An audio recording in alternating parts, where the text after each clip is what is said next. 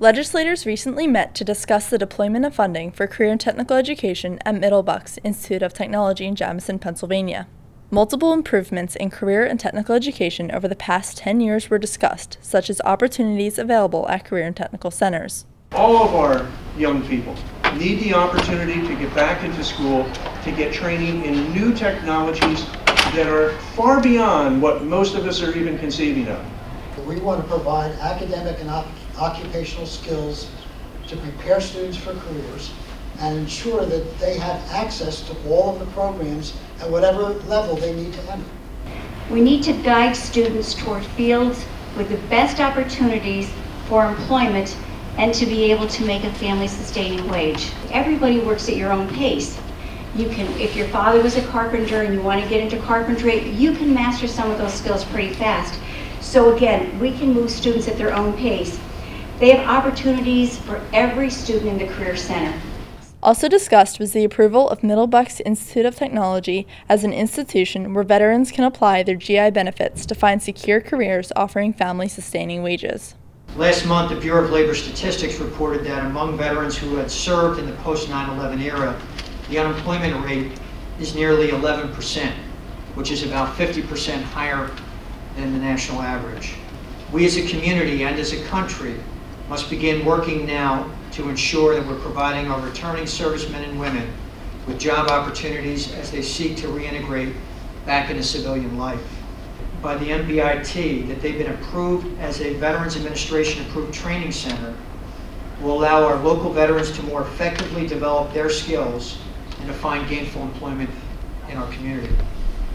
Few educational institutions are providing the necessary training like the Middle Bucks Institute of Technology. They need this training. This training is their livelihood, and the fact that Middle Bucks is approved to deliver this training to our area, to our geographic area, to our community is really significant. What do we want? We want jobs. When do we want them? We want them now. And where do we want them? We want them here. In the Career and Technical Center, they achieve competency and they are ready to do a job when they finish here. They are making good wages, pensions, they're getting pensions, and they're getting good benefits.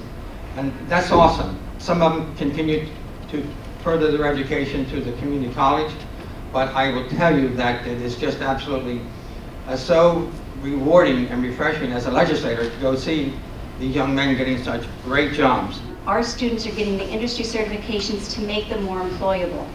All of the opportunities discussed at this meeting exemplified career and technical education's role in providing training for employees for the recovering economy.